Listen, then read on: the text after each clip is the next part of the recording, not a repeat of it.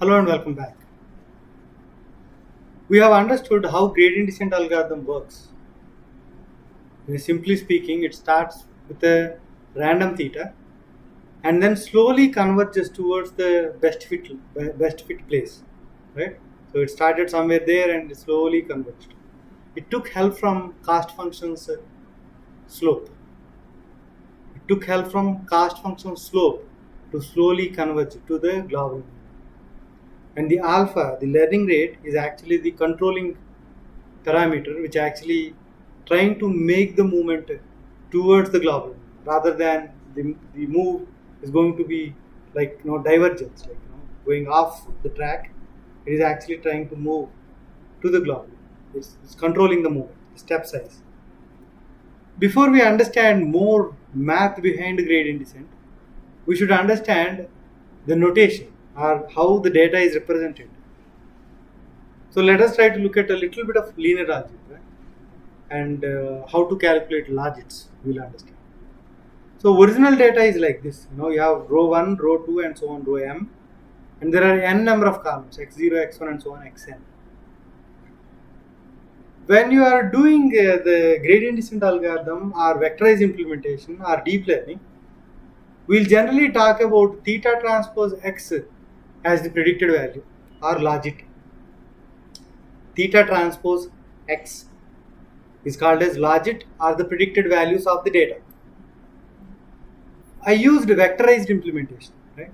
When I used the word vectorized implementation, what I mean to say is, in a single shot with a matrix manipulation, we are trying to find out the linear outcome, linear combination of all our inputs, or we are trying to find out the predicted values.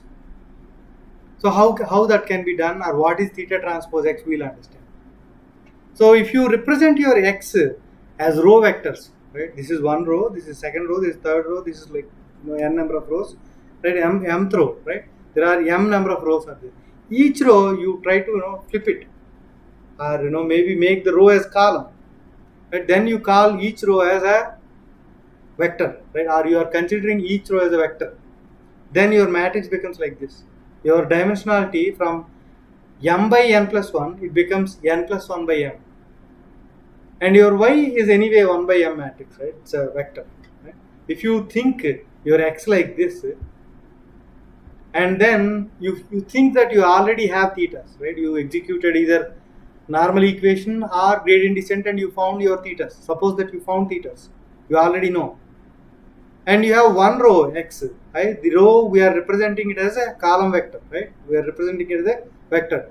If your representation is like this, right, then to calculate the linear combination of your x's, you need to do transpose of theta and then only you can multiply. If you transpose this, it becomes 1 by n.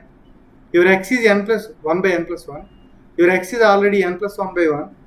You multiply these two, you get 1, right? The 1 value, which is a linear combination of your inputs.